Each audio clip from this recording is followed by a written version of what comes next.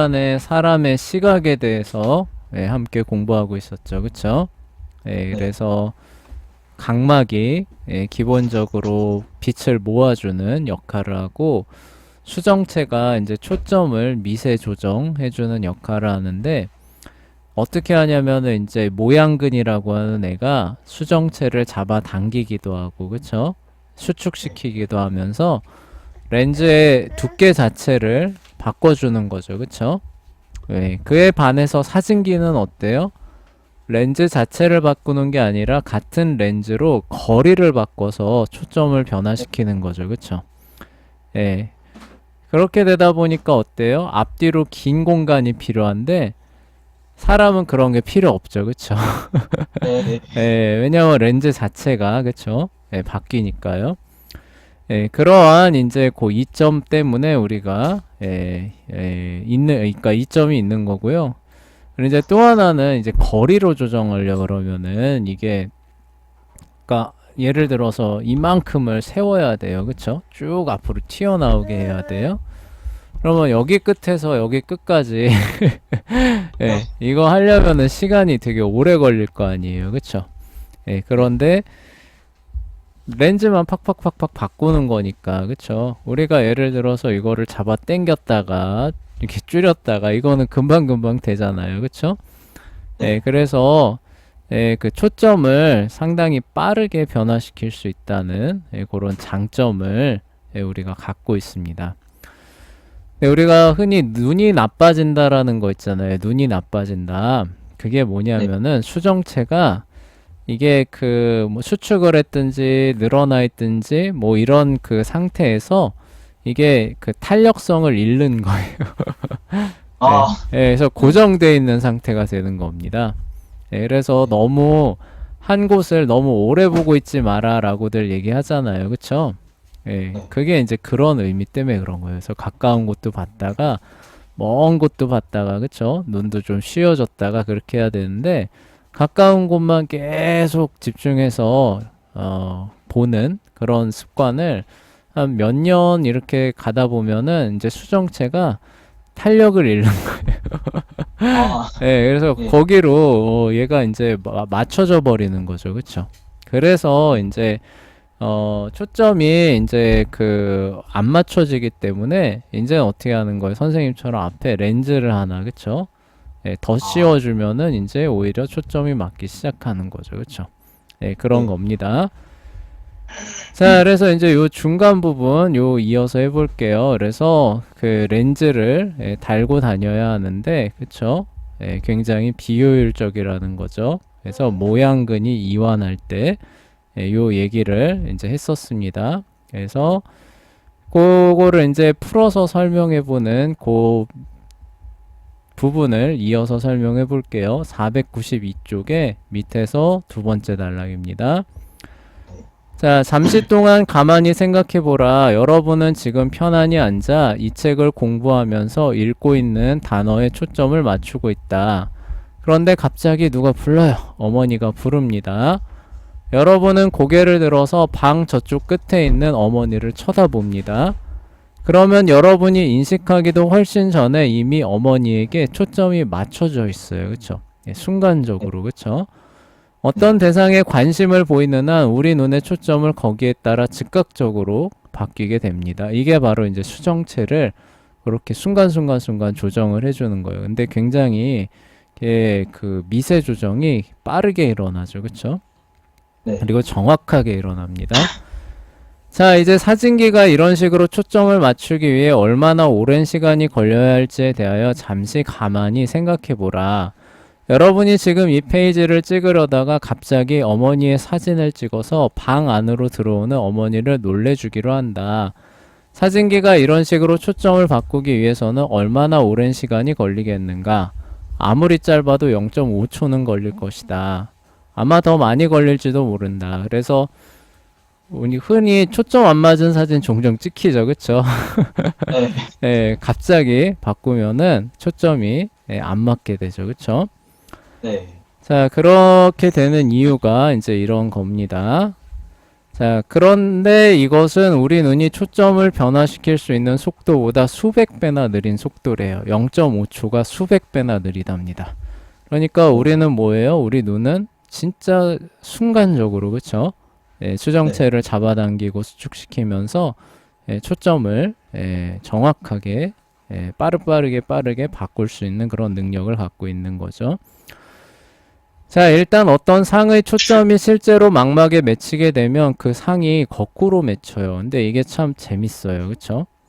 그리고 요게 요 앞에서 그림에서 이미 한번 보여진 것이기도 하겠지만, 자, 여기서 이제 이렇게 꺾여서 들어오잖아요. 그쵸? 네. 꺾여서 들어오는 게 그냥 바로 맺히는 게 아니라 한번 이 각도 때문에 뒤집혀서 여기 상이 맺히게 됩니다. 그러니까 원래는 이렇게 맺히잖아요. 그쵸? 망막에는 요게 이렇게 반대로 맺히기 때문에 이거 좀 크게 그릴게요. 이런 형태로 맺혀요. 이런 형태로. 아, 네. 예, 그러니까 원래 뭐예요? 여기가 아래쪽이죠. 그쵸? 여기가 원래 위쪽이죠. 그쵸? 네. 네. 망막에 맺힐 때는 위쪽이 아래로 맺히고 아래쪽이 위쪽으로 맺히는 아, 예, 네. 실제로 우리 시신경에 도달할 때 상의 모양은 이렇게 되어 있는 거예요. 실제로는. 네. 그러니까 여러분이 눈을 통해서 지금 이렇게 보고 있잖아요. 그쵸? 네. 근데 우리 망막에 맺히는 상은 이게 이렇게 반전돼 있는 거예요. 아, 예, 원래대로는. 그쵸? 근데 이상하죠. 그쵸? 우리 그렇게 안 보잖아요. 그쵸? 네.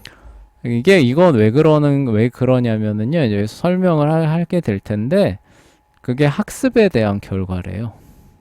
아, 뇌가 이것을 학습을 한답니다. 자, 볼게요. 자, 이건 바로 빛이 수정체를 통과하는 방식 때문에 일어난 결과예요. 그쵸? 그래서 뒤집히게 됩니다. 그럼에도 실제로 우리가 물체를 거꾸로 보지 않는 이유는 갓난아기 시절부터 망막에 맺힌 상과 바깥 세상에 있는 물체들을 연결시키는 법을 배워왔기 때문에 그렇답니다. 그쵸? 재밌죠? 그쵸? 네. 네. 네. 그러니까 뭐예요? 처음에 갓난아기들은 그러니까 막 태어나고 그때 시력이 그렇게 막 발달하지도 않았겠다. 근데 이미 그때부터 뭐예요? 손과 발의 감각들이 있잖아요. 그쵸? 그 네. 감각들이 어디가 위고 어디가 아래인가를 우리 뇌한테 알려주는 겁니다. 그런데 이제 눈을 겨우 뜨고 이제 이렇게 보기 시작하죠. 보기 시작했을 때 어때요? 거꾸로 보이는데 그거를 뇌에서 인식을 한다는 거예요. 이거 지금 눈이 거꾸로 보여주고 있구나 라고 하는 걸 인식을 하게 되고 어느 시점이 되면은 뇌가 자동으로 이걸 뒤집는 거예요. 아, 네, 뒤집어서 똑바로 보여주는 그 절차를 진행을 한답니다. 그러니까 태어나고 대략 한 7일 정도면은 이미 그 작업이 진행이 된대요.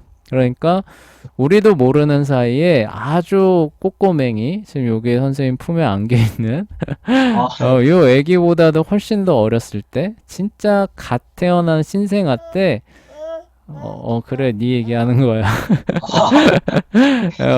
갓 태어난 신생아 때 이게 뒤집는 거를 자기도 모르는 사이에 배워서 실천을 한다는 겁니다. 이게 되게 신기하죠, 그쵸? 네. 예, 그래서 1800년대인가? 1800년대인가쯤에 어떤 과학자가 한번 실험을 해봤대요. 어떤 실험이냐? 특수 안경을 쓰는 겁니다. 자, 이 안경은 어떤 안경이냐면은 상을 뒤집는 안경이에요. 아, 예, 그러니까 뭐예요? 망막에 똑바로 맺히게 해주는 안경이겠죠. 그쵸? 예. 그러니까 여기서 이제 이렇게 되는 거죠. 이렇게 해서 뒤집혀서 들어오니까 여기에 렌즈를 하나 더 끼워가지고 여기에서 한번 뒤집혀가지고 여기로 들어가게 해주면 다시 뒤집히니까 어떻게 되는 거예요? 이런 식으로 맺히겠죠. 그쵸? 그러니까 여기서 꺾여 들어가서 상이 뒤집혀서 맺히잖아요. 그쵸? 그러니까 여기 안경을 써줘서 이 통과해서 여기 가기 전에 얘를 이런 상태로 만들어주는 렌즈를 자기 눈에다 씌운 겁니다. 아, 네, 요런 렌즈를 씌워서 실험을 해봤대요. 그러니까 처음에 이 렌즈를 딱 쓰고 눈을 뜨니까 세상이 어떻게 보였겠어요? 어, 다 뒤집혀서 보인 거죠. 네, 네, 예. 뭐예요? 발이 어디로 가 있어요? 땅이 다 위로 가 있는 거죠. 그쵸? 예, 네, 사람들 다 뭐예요? 하늘에다, 땅이 하늘로 가 있고, 하늘에다가 발 붙이고, 이렇게 마치 박쥐처럼, 네, 박쥐처럼 늘어서 있는 것이고, 그런 상태로 걸어 다니고 돌아다니는 것처럼 보였대요. 네. 예, 이 안경을 쓰고 눈을 딱 쓰니까 진짜 그렇게 보였다. 아, 예, 그러니까 이제 뭐가 찾아오느냐? 극도의 어지럼증, 막 구토, 막 이런 게 찾아오더래요. 아, 그러겠죠. 균형 감각이 갑자기 뒤집혔으니까. 그런데도 이 사람이 그것을 꾹 참고 일주일 동안 계속 생활을 했답니다. 그러니까 네. 재밌는 게 한 일주일 정도 됐을 때 어느 순간 눈을 뜨니까 똑바로 보이더래요. 네, 그러니까 그 일주일의 시간 동안 뭐예요? 뇌가 인지하기 시작하는 거죠. 그쵸? 뭘 네, 인지해요? 이거 내 다른 감각이랑 비교를 해봐서 봤더니 지금 들어오는 시각의 그런 그 이미지들은 뒤집혀서 오는 것이야. 라고 하는 걸 인식을 한 거죠. 어느 순간. 네. 그러니까 뭐예요? 우리가 아기 때 뒤집었던 것처럼 또다시 뒤집는 겁니다. 아, 예. 네, 아기 때 그렇게 한번 했었잖아요. 우리도 모르는 사이에. 그쵸? 상이 뒤집혀서 들어와요. 아, 그러면 이건 뒤집힌 거니까 원래대로 보기 위해서 180도 돌린다를 자기도 모르게 했었잖아요. 그쵸? 네. 근데 뭐예요? 다 커서 갑자기 안경 이상한 거 쓰니까, 또 뒤집혀서 들어오네? 라고 하는 게 또 인지가 되는 거죠. 그쵸? 그러니까 똑같이 아기 때 했던 것처럼 7일 만에 이걸 또 뒤집는 거예요. 아, 예, 우리 네. 뇌가 자동으로. 그래서 그 안경을 썼을 때 똑바로 보이게 되는, 예, 그런, 그 실험을, 예, 한 적이 있대요. 되게 아, 재밌죠. 그쵸? 네, 그래서 우리가 선생님이 그거, 처음에 얘기했을 때 우리가 보는 그 시각 이미지가 눈에 맺히는 그 신호 그대로가 아니라 뇌에서 종합한 것이다라고 얘기했었죠. 그쵸?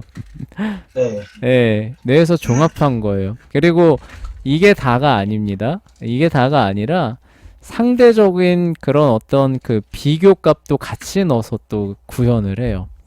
예, 네. 그것도 이제 뒤에 나올 텐데, 예, 되게 재밌는, 예, 그런 모습을 보게 될 거예요. 근데 일단 그거 이전에도 이처럼 먼저 뒤집어요. 뭐예요? 다른 감각들을 통해서 이미 뇌가 알고 있는 거죠. 뭐가 위고 뭐가 아래인가를 알고 있는 거예요. 그쵸? 네. 그런데 우리 눈으로 들어오는 거는 위가 아래로 가고 아래가 위로 가 있는 상태로 들어오니까 아, 예, 뇌가 이제 굉장히 혼란스럽고 예, 그 어질어질한 거죠. 그러다가 아 이거 180도 돌리면 되겠네라는 걸 깨닫고 그 다음엔 어때요? 그렇게 들어와도 그 안에서 자동으로 돌려서 처리하는 거예요. 예, 네, 그 조화가 예, 맞아 떨어지게끔 그게 우리가 보는 시각이래요. 네. 예, 되게 신기하죠, 그쵸? 그래서 우리는 갓난아기 시절 주변에 있는 모든 물건을 만지면서 시간을 보냈기 때문에 우리 머리에 있는 상을 뒤집어서 똑바로 바라보는데 익숙해져 있다고 합니다. 예, 시키지도 않았는데 다들 그렇게 한 거예요. 예, 혹시 이렇게 봤는데 땅이 하늘에 가 있는 친구 있어요? 예, 없죠, 그쵸? 예, 시키지도 않았는데 다 그렇게 예, 우리 뇌가 다 뒤집은 겁니다. 그런 사실을 인지를 하고. 자, 그러나 우리 망막에 있는 실제적인 상은 거꾸로 맺히게 돼요. 실제로는 거꾸로 맺힙니다. 자, 그래서 뇌가 그 데이터를 갖고 처리를 해서 보여주는 거예요. 그쵸? 올바르다고 생각하는 방식대로 처리를 해서 보여주는 것을 우리가 보고 살아가는 게 바로 예, 시각입니다. 네. 자, 좋다. 그러니까 이제는 어떤 상이 우리 망막에 맺히는지, 어떤 식으로 맺히는지에 관해서도 알고 있다. 그렇다면 어떻게 이것이 우리로 하여금 보게 만드는가? 글쎄, 망막은 추상세포와 간상세포라고 불리는 특수세포로 가득 차여 있는 막이 됩니다. 그래서 여기 보시면은, 자, 다시 넘어가 볼게요. 그래서 이렇게 수정체 통과합니다. 뒤집혀요. 자, 망막이라고 하는 친구 보이시죠? 그쵸? 이쪽에. 이렇게 망막이라고 하는 친구가 있습니다. 자, 그런데 여기에는 무슨 세포가 가득하다고요? 추상세포하고 간상세포라고 하는 세포가 빼곡히 들어있는 거예요. 네. 네, 그런데 이 세포가 우리가 미각에서 맛을 느끼는 세포가 미뢰라고 하는 친구였잖아요. 그쵸? 네. 그런 것과 같은 세포가 이 추상세포와 간상세포예요. 얘네는 뭐예요? 화학 물질이 아니라 뭐예요? 빛에 대해서 화학적인 반응을 일으키는 세포예요. 네. 예, 그래서 빛의 입자가 이렇게 통과해가지고 망막에 그 추상세포나 간상세포를 딱 하고 때리잖아요. 그러면은 미뢰세포에 화학 물질이 닿았을 때 전기 신호가 확 만들어지는 거 얘기했었죠. 그쵸? 네. 예, 그 작업이 여기서 일어나는 아, 예, 빛이 요 세포를 딱 하고 때리면은 거기에 해당하는 만큼의 전기 신호가 확 생성이 됩니다. 아, 어떤 빛이, 어떤 파장의 빛이 어떠한 세기로 어떤 각도에서 이렇게 날라와서 부딪혔다라고 하는 걸 전기 신호 데이터로 이 추상세포나 간상세포에서 만들어내는 거예요. 화학 반응이, 예, 화학 반응이 일어나면서 그래서 우리가 맛을 느끼는 것처럼 보는 시각의 기초 로 데이터를 이렇게 해서 만들어내는 게 망막에 있는 추상세포와 간상세포라고 하는 그 세포들입니다. 자, 그러니까 이러한 세포들에는 각각 빛에 민감한, 그쵸, 민감하죠. 그래서 빛이 이 세포를 때리면은 화학 반응이 일어나고 전기 신호가 만들어져요. 근데 그 숫자가 1억 개 가까이 된다고 해요. 그쵸? 그러니까 빼곡하게 망막을 이 세포들이 채우고 있는 거예요. 네. 자, 그 중에서 간상세포에는 어떠한 특별한 색깔이 아닌 일반적인 빛에만 민감한 분자들이 자리 잡고 있어요. 그러니까 간상세포와 추상세포가 있는데, 간상세포는 기본적으로 색깔이라고 하는 거를 잘 못 봐요, 얘네들은. 네. 예, 잘 못 보고 뭐예요? 빛이 있고 빛이 밝으냐 흐리냐만 주로 볼 수 있는 세포들입니다. 그러니까 간상세포로 전해지는 시각 이미지는 뭐예요? 흑백 영상에 가까워요. 네. 예, 색깔이라고 하는 그런 정보가 거의 빠집니다. 아, 예, 네. 색깔이라고 하는 정보가 거의 빠지고 밝아요. 밝으면 어때요? 더 하얀 빛에 가깝게, 그쵸? 네. 예, 근데 어두워요. 빛의 양이 적어요. 그럼 뭐예요? 검은색에 가깝게. 근데 뭐예요? 모양은 보이죠, 그쵸? 네. 예, 모양은 보이니까 어때요? 우리가 흔히 말하는 흑백 영상과 같은 영상 데이터를 보내주는 게 간상세포예요. 아, 네. 예. 그에 반해서 추상세포는 뭐냐? 세 가지 색깔의 빛에 민감해요. 여기는 그 색깔을 세 가지 광선의 색깔을 잡아낼 수 있는데 그게 뭐냐면은 R, 레드, G, 그린, B, 블루. 그래서 RGB라고 부르거든요. 예. 네. 근데 우리가 지금 모니터로 이 보면은 색깔 여러 가지 다 만들어내고 있죠. 그쵸? 네. 이것도 뭐냐면은 RGB라고 하는 광선을 적절하게 섞은 겁니다. 아, 예, 우리가 물감 섞으면은 원하는 그 빛깔 나오잖아요. 그쵸? 예, 네. 그런 것처럼 이 RGB라고 하는 색깔을 적당히 섞으면은 온갖 종류의 색깔들이 다 나와요. 네. 근데 이 추상세포는 어때요? 요 그 빛깔을, 그 비율을 캐치를 해내는 거죠. 들어왔을 때. 예, 그러니까 예를 들어서 이렇게 쭉 들어온 거예요. 붉은 빛 그 자체예요. 그러면은 붉은 빛이 100%로 들어왔으니까 이거는 빨간색으로 이렇게 표시를 해야 되겠구나. 이렇게 감지하는 거죠. 그쵸? 예, 네. 근데 여기에서 붉은 빛이 몇 프로, 저기 G는 그린이죠. 예, 그 녹색 빛이 얼마, 그 다음에 B, 파란 빛이 얼마, 몇 대 몇 대 몇으로 들어왔네? 그러면 요걸 섞으면은 요런 빛이 나오겠네? 그럼 그 색깔로 표시해야겠구나. 요거까지도 표시가 되는 거예요. 그러니까 추상세포로 얻은 빛은 뭐예요? 모양과 색깔, 컬러. 그러니까 우리 흔히 말하는 컬러 텔레비 같은 그런 색깔이 쫙 나오는 거죠. 그쵸? 네. 그러니까 간상세포는 뭐예요? 흑백 영상. 그쵸? 추상세포는 뭐예요? 컬러 영상. 아, 예, 요렇게 나오는 겁니다. 그쵸? 자, 민감한 분자들이 예, 자리 잡고 있습니다. 자, 그런데 더 재밌는 건 뭐냐면은, 그러면 추상세포와 간상세포 중에 빛에 더 민감한 세포는 뭘까요? 라고 물으면은 간상세포라고 얘기를 해야 돼요. 그래서 간상세포는 빛에 굉장히 민감해서 아주 조그만한 양의 빛에도 반응할 수 있는 세포가 간상세포입니다. 아, 네. 그러기 때문에 어때요? 빛이 거의 없을 때 아주 희미한 밤에 주로 보는데 사용하는 세포들이 간상세포가 되는 거예요. 아, 무슨 얘기인지 아시겠죠? 그렇죠? 예, 밤이 네. 돼서 빛이 거의 없어요. 그럼 어때요? 자율신경계가 동공을 확 열어줍니다. 그래도 빛이 많지 않잖아요. 그렇죠? 그러기 때문에 주로 뭘 활용해서 이 모양들을 인지하냐면은 간상세포를 활용해서 모양들을 인지하는 거예요. 네. 그렇지만 지금 이 낮과 같은 때는 어때요?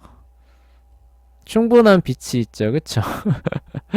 예, 그러니까 뭐예요? 추상세포를 활용해서 이 것들을 보는 겁니다. 그러니까 색깔까지 다 보이죠. 그쵸? 예. 그런데 우리 방에 불 꺼놓고 희미한 빛으로 한번 봐보세요. 색깔 보여요? 색깔 안 보이죠. 안 보이죠, 그쵸? 예, 그 이유가 네. 이런 것 때문에 그런 거예요. 네. 예, 그러니까 밤에는 간상세포로 주로 보는데 빛에 굉장히 민감합니다. 대신에 색깔은 안 보여요. 빛에 네. 세기만 갖고 영상을 그려내는 거예요. 그래서 네. 흑백 영상으로 보이게 되는 것이고, 낮에는 그런 민감도까지는 아닙니다. 그런 민감도까지는 아닌데 충분한 빛이 들어오니까 얘는 뭐예요? 빛의 파장의 비율을 알아낼 수 있는 애예요. 그래서 뭐예요? 그걸 가지고 그리면은 칼라 영상이죠. 그쵸? 예. 으로 보게 되는데 그게 바로 추상세포에 하는 역할이 되는 겁니다. 그래서 예, 상당한 양의 빛이 있을 때는 추상세포가, 낮에는 그래서 추상세포로 예, 보게 되는 것이고, 밤에는 예, 주로 간상세포로 예, 우리가 시각을 형성하게 되는 것이죠. 간상세포와 추상세포 안에 있는 분자들의 빛이 부딪힐 때 이 분자들은 각 세포 안에서 복잡한 화학 반응을 연쇄적으로 일으켜요. 결국 이러한 화학 반응은 전기 신호를 형성합니다. 그쵸? 그래서 그 빛 알갱이가 부딪히면은 그걸로 인해서 화학 반응이 일어나요. 마치 후각이나 미각에서 미뢰에 화학 물질이 부딪히면은 화학 반응이 일어나면서 전기 신호 형성되는 것처럼 눈에서, 망막에서 예, 그러한 일이 똑같이 일어나는 겁니다. 자, 그렇게 형성된 전기 신호가 어떻게 되느냐? 신경 섬유 조직으로 흘러간 다음에 궁극적으로 시신경으로 나아가게 됩니다. 그리고 이 시신경은 어떻게 해요? 중추신경 따라서 뇌로 그 신호를 전달을 하게 되는 것이죠. 뇌는 그 신호를 이제 보고 해석을 하는 거죠. 해석하고, 아, 이놈 또 역시 뒤집어서 보냈네. 그쵸? 네, 그래서 우리가 인지하고 있는 그 지역으로 이 영상을 보내기 전에 어때요? 180도 돌려서, 그쵸? 네. 로테이트 시켜가지고, 네, 뒤집는 거예요. 수학적으로 뒤집는 겁니다. 180도 뒤집어가지고, 우리 되뇌에다가 전달을 해주면은, 우리가 보고 있는 이런 영상이 나오게 되는 거죠. 자, 그래서 이 신호는 우리 뇌로 이동하면서 그 길을 따라 존재하는 신경절에서 부분적으로 분석이 되게 됩니다.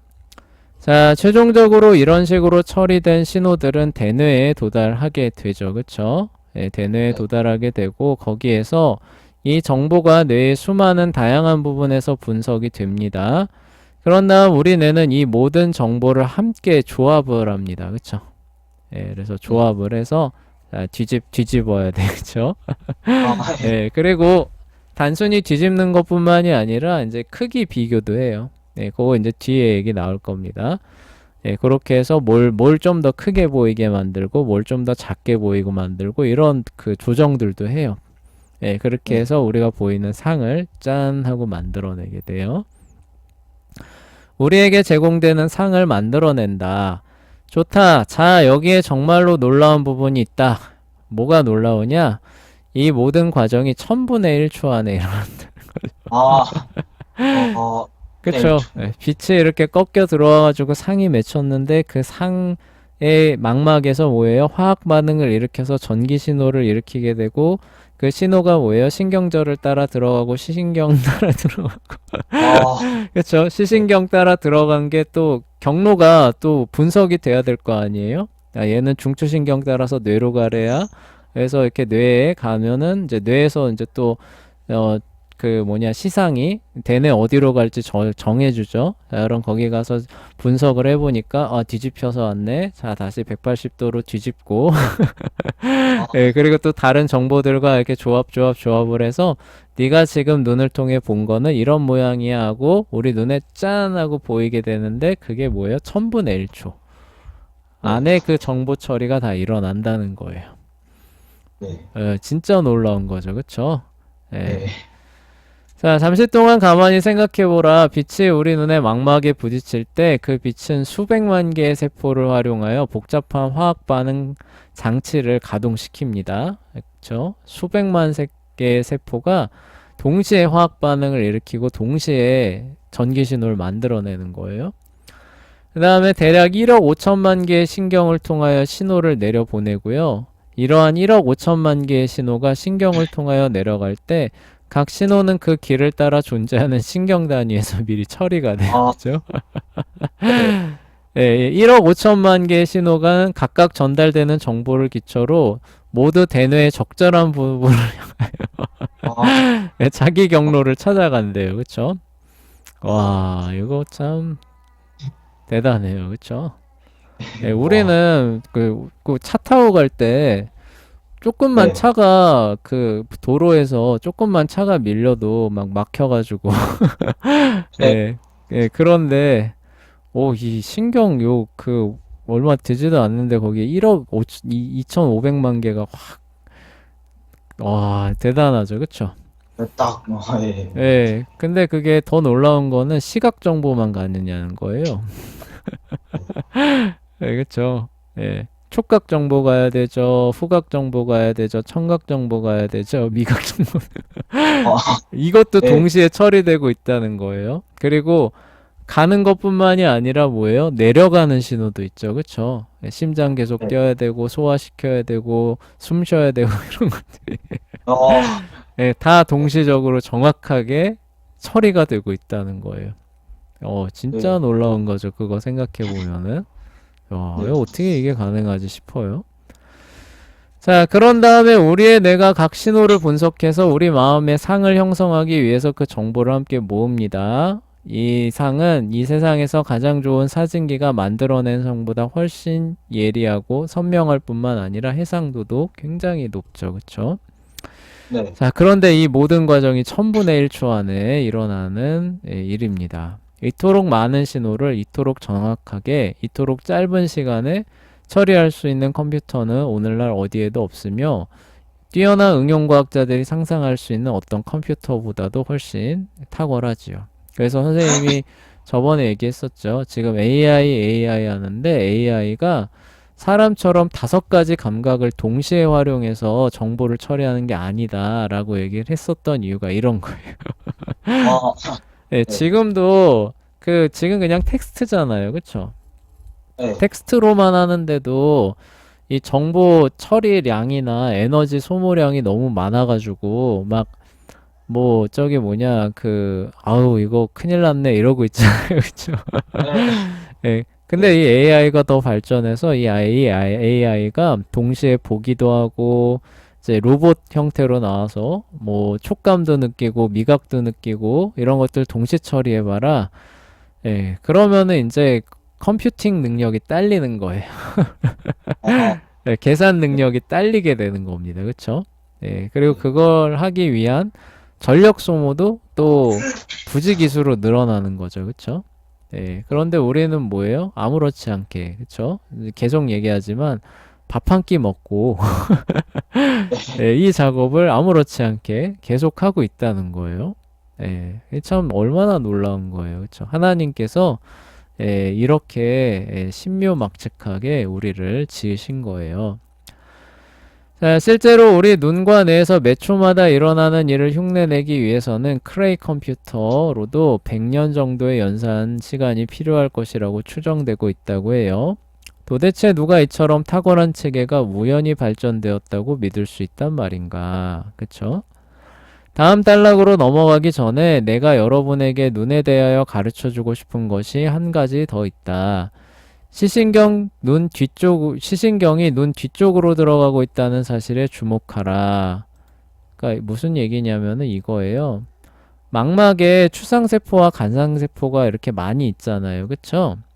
네. 근데 보시면은 시신경이라고 하는 친구가 이렇게 들어가고 있죠. 그쵸? 눈 뒤쪽으로. 그쵸? 네. 그러면 요 시신경이라고 하는 게 들어가는 요 접점이에요. 망막의 요 접점에는 추상세포나 간상세포가 있을까요? 없을까요? 오케이. 없어요. 그쵸? 그러면 이 네. 얘기는 뭐예요? 이렇게 보다가 여기가 우리가 흔히 그래서 맹점이라고 부르거든요. 왜냐하면 여기는 이 세포가 없어서 상이 맺혀도 못 봐요. 아, 네, 네. 여기에다가 상이 맺히게 되면은 신호가 안 가니까 볼 수 있다는 뜻이에요? 없다는 뜻이에요? 없다. 없다는 뜻입니다. 그러한 지점이 우리 눈에 존재하게 되는데 그 맹점에 대한 그 얘기들을 하고 이번 단락을 맞춰보겠다 그런 얘기예요. 그래서 494쪽으로 넘어가 볼게요. 사람의 맹점입니다. 맹점을 확인하기 위한 실험을 해보자는 겁니다. 자, 양쪽 눈으로 보면은 이게 실험이 안 돼요. 아, 네. 왜냐면요. 이게 맹점에 걸려도 각도가 다르잖아요. 오른쪽 눈하고 왼쪽 눈하고 보는 각도가 다르잖아요. 그쵸? 그쵸. 그래서 맹점에 걸려도 여기에 맹점에 걸릴 때 다른 쪽 눈은 맹점에 걸려요? 안 걸려요? 안 아, 걸립니다. 네. 그래서 이게 또 뇌에서 처리를 해버려요. 아, 예, 오른쪽 눈으로는 못 보고 있지만 왼쪽 눈으로 보고 있으니까 아, 여기 이렇게 있는 거구나 하고 우리가 보는 상에 최종적으로 처리를 해버립니다. 아, 예, 그래서 네. 양쪽 눈으로 하면 맹점 확인이 안 돼요. 그래서 무조건 한쪽 눈을 가립니다. 예, 한쪽 눈을 가리고, 자, 뭘 보느냐? 여기를 집중해서 보는 거예요. 요 점을. 요 네. 점을 집중해서 보고, 이제 거리를 처음에 요 정도 이렇게 두는 거예요. 책으로 하시면 되죠. 책으로 이렇게 해서 두는 겁니다. 그리고 거기에 초점을 빡 맞추고 있는 거예요. 요 검은 점에다가 한쪽 눈 가리고, 그 다음에 어떻게 하느냐? 책을 아주 조금씩 어, 직선이 되게끔 요렇게 가까이 당기는 거예요. 네. 그러면 어때요? 이 십자 표시의 각도가 점점 바뀌겠죠. 그쵸? 멀었을 때는 상당히 요 안쪽에 상이 맺히겠지만 당겨지면은 이게 어때요? 안쪽으로 이렇게 들어오는 효과가 있잖아요. 그쵸? 네. 그러면은 얘가 어때요? 이쪽으로 이렇게 돌아가겠죠. 그쵸? 네, 아, 그러다가 어떻게 하는 거예요? 맹점에 딱 걸리면은 순간적으로 이 십자 표시가 사라집니다. 아, 네. 네, 그렇게 해서 맹점을 한번 확인해 보라는 그런 실험이에요. 아, 네, 그래서 여기 시신경이 들어가는 그 지점에 그쵸? 이렇게 딱 해서 예, 천천히 당기는 겁니다. 그쵸? 네. 근데 이 위아래도 좀 잘 생각해 봐야 돼요. 그쵸? 네. 예, 좌우만 생각할 게 아니라 그래서 안 됐어요. 쫙 당겼는데 안 됐어요. 그럼 이게 너무 이게 위나 아래가 안 맞았나 하고 위아래도 조금 맞춰가지고 이렇게 해보시면 될 겁니다. 네. 하여간 그래서 이게 갑자기 사라지는데 그 이유가 그것 때문에 그런 거예요. 아, 예, 근데 재밌는 게 갑자기 사라졌을 때 감고 있던 반대쪽 눈을 딱 뜨잖아요? 그럼 갑자기 십자 표시가 짠 하고 나타납니다. 예, 되게 네. 신기하죠. 그쵸? 예, 네. 그러한 실험을 해보라는 것이고, 더 재밌는 실험은 이제 이런 거예요. 똑같은 실험입니다. 똑같은 실험인데, 요번에도 여기에 집중하는 거예요. 자, 그리고 이제 처음에는 여기가 떨어진 상태로 보이죠? 근데 얘를 이렇게 쭉 당깁니다. 그러면은 이제 요 상이 이렇게 맺히다가 어느 순간에 맹점이 요 안에 있으면 상관없는데 이렇게 오다가 맹점이 여기에 걸리는 때가 딱 있어요. 네. 요 부분에 맹점에 걸리는 때가 딱 있는데 요때 순간적으로 이 그림이 어떻게 보이냐면은 쭉 이어진 하나의 사각형으로 보인대요. 아, 네. 여기 이제 네. 설명이 나오는데 왜 그러냐면은 안 보이는데 뇌는 거기가 맹점이라는 걸 알고 있잖아요. 그쵸? 네. 그러니까 이거를 연속적으로 해석을 하는 겁니다. 여기 요런 똑같은 게 있고 여기 똑같은 게 있으니까 안 보이는 여기도 뭐예요? 똑같이 이어지겠지라고 하는 뇌가 아, 나름의 해석을 하는 거예요. 그래서 그 이미지를 여기를 그냥 채워서 보여준대요. 네. 신기하죠, 그쵸? 그래서 쭉 네. 이어진 상을 보여준답니다. 그리고 네. 똑같이 이 상태에서 다른 쪽 눈을 딱 뜨면 어때요? 이어졌던 상이 갑자기 뚝 끊어져서 아, 예, 네. 예, 그런 모습을 보여준대요. 그래서 우리가 보는 상이 이게 뭐라는 거예요? 뇌에서 처리해서 보여주는 그런 모습이다. 지금 그 얘기를 하는 거예요. 네. 자, 그래서 빠르게 읽어보고 정리할게요. 이번 실험에서 무엇을 관찰하였는가? 첫 번째 부분에서 여러분이 얼굴 쪽을 향하여 종이를 움직임에 따라 더하기 표시가 중간에 서서히 사라지는 모습. 그쵸? 갑자기 사라집니다. 계속해서 종이를 움직이면 또다시 나타나는 거예요. 그쵸? 왜냐면 맹점을 지나가니까. 왜 그런 일이 생겨나는가? 얼굴 쪽을 향하여 종이를 움직였을 때 우리 눈 뒤쪽 시신경이 지나가는 바로 그 지점에 더하기 표시의 초점이 맞추어지는 것이다. 그런데 그 지점에는 간상세포와 추상세포가 없어서 비록 상의 초점이 거기에 맺혀지기는 하지만 결국 우리는 아무도 볼 수 없게 되는 것이다. 한 가지 전제 조건이 있죠. 그쵸? 예, 한쪽 눈을 감아야 되는 거예요. 아, 예, 다른 쪽 네. 눈을 뜨고 있으면은 예, 뇌가 금방 인지합니다. 자, 왜냐하면 그쵸? 빛을 감지할 수 있는 간상세포와 추상세포가 전혀 없기 때문이다. 그게 바로 우리 눈의 맹점이다. 이 종이를 훨씬 더 가까이로 움직였을 때 더하기 표시는 망막의 또 다른 위치로 움직이게 되었기 때문에 다시 그것을 보기 시작하게 돼요. 이제 우리 눈의 맹점이 정상적인 상황 아래서는 아무런 문제가 되지 않는다는 사실을 깨닫기 바란다. 왜냐하면 눈을 둘 다 떴을 때 한쪽 눈이 다른 쪽 눈의 맹점을 보완해 줄 수 있기 때문에 그렇죠. 그 결과 아무런 방해 없이 전체 범위의 시야를 확보하여 볼 수 있게 됩니다. 위 실험을 계속 반복함으로써 혼자서도 이 사실을 확인할 수 있어요. 더하기 표시가 사라질 때 다른 눈을 뜨면, 그쵸? 무슨 일이 일어나는지 다시 보이게 되는 거죠. 그러니까 맹점은 우리가 눈 가운데 하나를 못 뜨거나 제대로 작동하지 않을 때만 생기는 문제가 됩니다. 이번 실험의 두 번째 부분에서는 우리 뇌가 각 눈에 있는 맹점을 다루는지, 어떻게 다루는지를 이해할 수 있도록 도와줘요. 얼굴 쪽으로 종이를 점점 더 가까이 끌어당겼을 때 직사각형 사이에 있는 공간이 실제로 사라지는 모습을, 그러니까 이어진 하나의 이거로 나오게 되는 모습을 봤어야 된다는 거예요. 이때 두 개의 직사각형이 하나의 커다란 직사각형으로 나타나게 된다. 그 이유는 무엇인가? 그 지점에서 두 직사각형 사이에 있는 공간은 우리 눈의 맹점에서 초점이 맺혀지고 있었다. 그러니까 거기에는 빛이 아무런 신호를 만들어내지 않고 있었다. 그러나 양쪽의 맹점 위에서 우리의 뇌가 종이의 검은 직사각형이라는 사실을 알려주는 신호를 받고 있었던 것이다. 그래서 우리 뇌는 실제로 직사각형이 하나의 커다란 직사각형인 것으로 가정해서 그쵸? 맹점이 뭔지도 알고 있는 거죠, 우리 눈이. 예, 그러니까 네. 요 앞쪽에 이렇고 뒤쪽 이러니까 이어진 거야 라고 해서 상을 그렇게 처리를 해서 보여준다는 거예요. 그래서 맹점에서도 반드시 공간이 자리 잡고 있어야 한다는 고 생각하는 것들을 빈 공간이 없는 하나의 기다란 직사각형으로 이어진 것으로 보이게 만들었고, 그 결과 두 개의 직사각형이 하나의 커다란 직사각형으로 변하게 만드는 그런 효과가 나타나게 됩니다. 그래서 어떻게 우리 뇌와 눈이 시각을 제공하기 위하여 함께 협력하는지에 관한 한 가지 사실을 더 알려주고 싶대요. 그래서 다음 그림 보시면은 이게 훨씬 커 보이죠, 그쵸? 네. 이게 훨씬 커 보이는데 자로 재보면 두 개가 똑같답니다.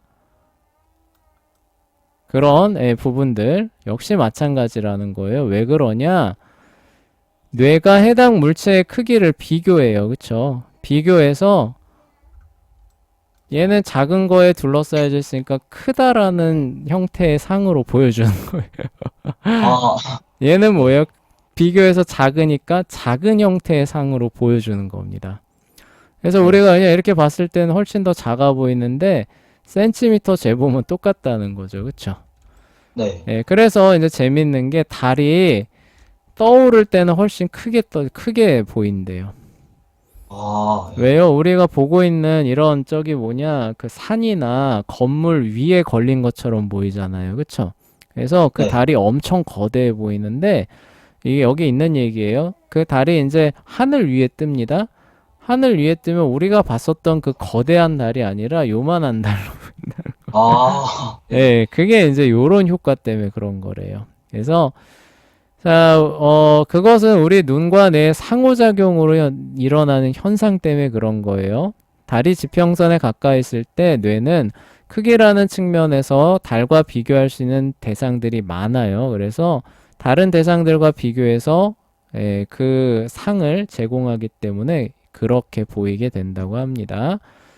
자, 근데 높이 떠 있을 때는 비교할 만한 대상이 아무도 없습니다. 그리고 밤하늘은 거대하고 깜깜하기 때문에 거기에 비교해서 상대적으로 조그맣다고 추정해서 조그맣게 그려주는 거예요. 아, 네, 그래서 작게 보인다는 거죠. 밤하늘에 떠 있는 달은 진짜 요만해 보이죠.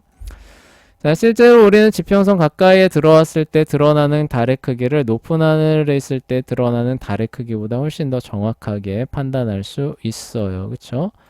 자, 그래서 무슨 얘기냐면 우리가 보고 있는 시각이라고 하는 거는 이처럼 뇌가 한번 처리를 해주는 거예요. 우리가 살아가는데 적합한 형태로 처리를 해서 나타난 상이라고 하는 거, 그런 것들을 이렇게 확인할 수 있다. 그 얘기입니다.